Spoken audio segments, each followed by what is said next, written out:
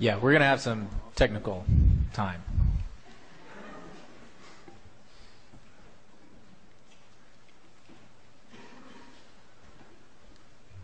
Mr. Freed?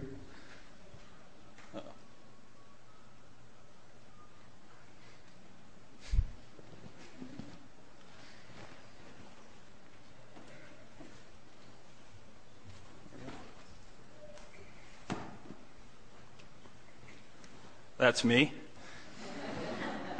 When we had a turnout like this at Washington Lee, it meant that somebody was getting credit for attending.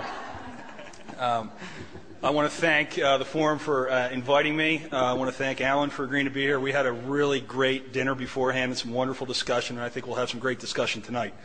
By way of introduction, a dose of reality. That's Matt Norris. That's Matt Norris. He was a college student at Shippensburg. That's Sidney Bull. He was a college student at Shippensburg. Matt liked to sell a little weed, use a little weed. That's what was left of Sidney after Matt and his friends shot him in the face and set him on fire and dumped his body in the woods. Matt and Emmett Lockhart are doing life in prison along with their accomplice Dante Chambers.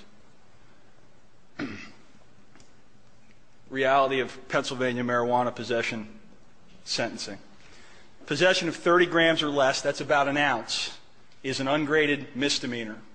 Pennsylvania, we do sentencing on offense gravity score and prior record points. Offense gravity score is 1. You get an M for your prior record point. 7 plus M's gets you 3 prior record points. You can't get any more. That's the most you can ever get. With a prior record score 3, offense gravity score of 1, your recommended sentencing guidelines are RS to 6. That means probation to 6 months. Your maximum is 1 year. There are no low-level offenders sitting in state prisons in Pennsylvania for marijuana possession. We could certainly argue the wisdom of whether possession of small amounts should be criminalized or not, but let's be clear that low-level possession of marijuana does not have you languish in prison in the Commonwealth of Pennsylvania, and certainly not in Cumberland County. Now, whoops. We do have mandatory sentences in Pennsylvania, and that's where the real jail time kicks in. There's a 2 to 4 year mandatory sentence attached to dealing marijuana, whatever the amount, in a school zone. This entire campus is a school zone. We've arrested people for selling marijuana on this campus. As long as I've been DA, we haven't sought the school zone mandatory, but it's out there. In fact, we rarely seek the school zone mandatory in Cumberland County. Other counties are different. School zones, I'll tell you, that's a hot button in the legislature, and I don't think school zones in their current form are going to be around too much longer. I think they're going to change. Mandatory sentences attached to possession with intent to deliver, not possession. If you can prove that your possession of marijuana is for your personal use, or better stated, if I can't prove as a prosecutor that it is for delivery, or if you have delivered or you intend to deliver, that's personal possession. There are no mandatories. Mandatories attached starting at 2 pounds. For those of you who don't know, everybody in the room probably does. You get marijuana sold, a normal amount in Cumberland County is a quarter ounce. 2 pounds starts mandatories. It's either by weight or number of plants, and they increase after that. 10 plants gives you a mandatory thereafter. Is it the crime of the century? Of course not. We have people getting raped and robbed, burglarized, murdered in this county. Possession of small amounts of minor offense, we treat it as such. We divert a ton of those cases. We used to do 2 drug tests during the diversion period in Cumberland County. We don't do that anymore because nobody ever passed. And we kept them forever. We had a bunch of potheads getting busted for possessing pot. So we eliminated the drug tests in diversion. I haven't had any complaints about that. By the same token, I haven't had any complaints from the citizens of Cumberland County, which is the county we live in, coming to me and saying, your enforcement of marijuana laws is ridiculous. You should decriminalize or legalize it. I think we have some great questions tonight. I look forward to the debate.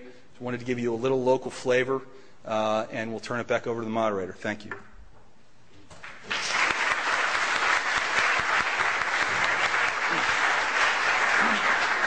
Thank you, Mr. Freed. Just so everyone's clear on the format of the debate, we're going to do 3 minutes and then a 2-minute rebuttal, and we'll alternate each question. So we'll start with Mr. St. Pierre.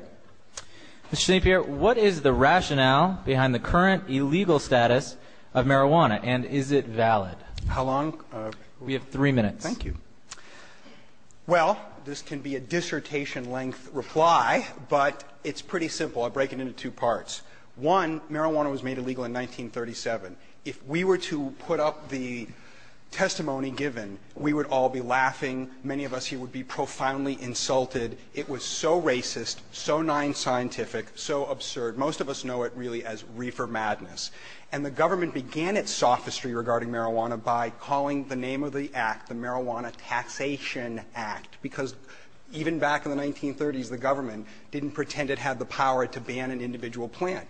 Alcohol prohibition came about because of an amendment to the Constitution, and then they had to re-amend the Constitution. That never happened with cannabis.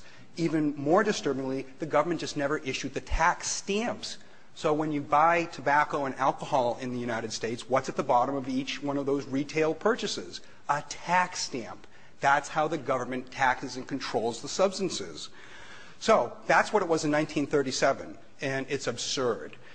Rocket to 1970, and the federal government realized it was going to lose in an important case, saying, wait, I want those tax stamps. So then it came up with, it scrapped that entirely, realizing it was going to lose in the Warren Court, the liberal Warren Court, and it came up with the Controlled Substances